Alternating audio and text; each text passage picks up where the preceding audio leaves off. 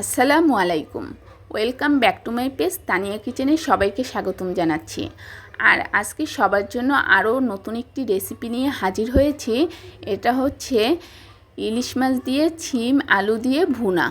আর ছিম আলু দিয়ে ইলিশ মাছ ভুনা করলে কিন্তু খেতে অনেক বেশি ভালো লাগে।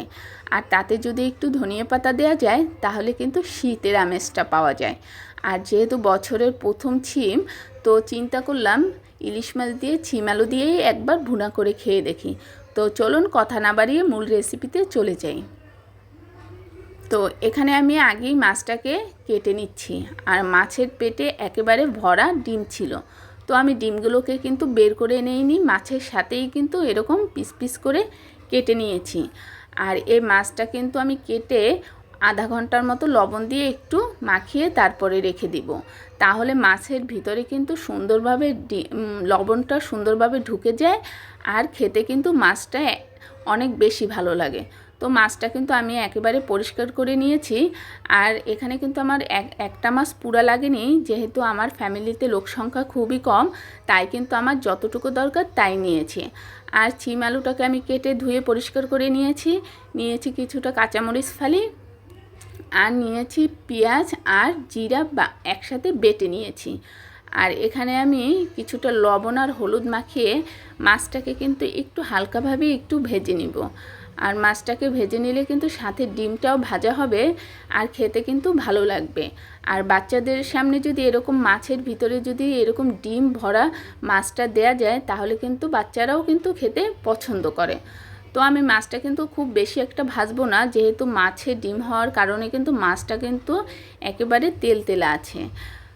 আর মাছটা আমি ভেজে এক সাইডে রেখে দিয়েছি। আর এখানে চুলায় একটি কড়াই দিয়ে এখানে 2টার মতো কাঁচামরিচ ফালি একটু হালকা করে ভেজে নিচ্ছি। আর এদিকে যে আমি পেঁয়াজ আর জিরা একসাথে বেটে নিয়েছিলাম, সে মশলাটাকেও তেলে দিয়ে ভালোভাবে একটু কষিয়ে নিচ্ছি। ভালোভাবে কষালে কিন্তু পেঁয়াজ আর জিরার যে কাঁচা গন্ধটা সেটা কিন্তু চলে যাবে। তো এই পর্যায়ে আমি একটু সামান্য পানি দিয়ে দিলাম যেন নিচ থেকে লেগে না যায়। তো এখন আমি এখানে স্বাদ মতো লবণ দিয়েছি আর দিয়েছি 1 চা চামচের মতো লাল মরিচের গুঁড়া আর হাফ চা চামচের মতো হলুদের গুঁড়া। তো এই মশলাটা আমি ভালোভাবে আরও কিছুটা সময়ের জন্য কষিয়ে তারপরে দিয়ে দিলাম আগে থেকেই আলু।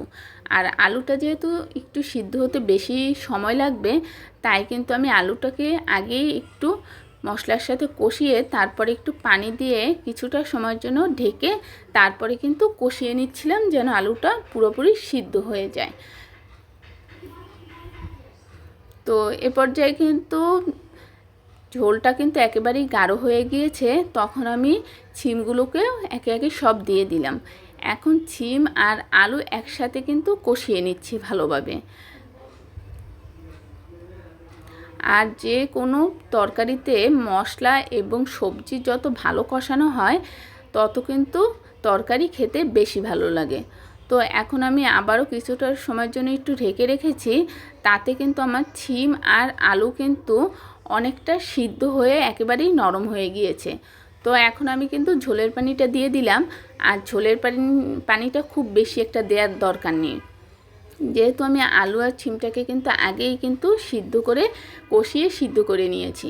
তো এখন আমি উপর থেকে মাছগুলোকে দিয়ে দিলাম। আর মাছগুলোকে দিতে হবে খুবই আস্তে আস্তে এবং সাবধানে, যেহেতু মাছের ভিতরে ডিম আছে, তো ডিমগুলো বের হয়ে না যায়। উপর থেকে আমি দিয়ে দিলাম আরও 2টা কাঁচামরিচ ফালি, তারপরে কিছুটা সময়ের জন্য ঢেকে রেখেছি। আর মশলাটা কিন্তু একেবারেই গাঢ় গাঢ় হয়ে এসেছে। তো এখন এ পর্যায়ে আমি উপর থেকে একটু কিছুটা ধনিয়া পাতা কুচি দিয়ে দিব।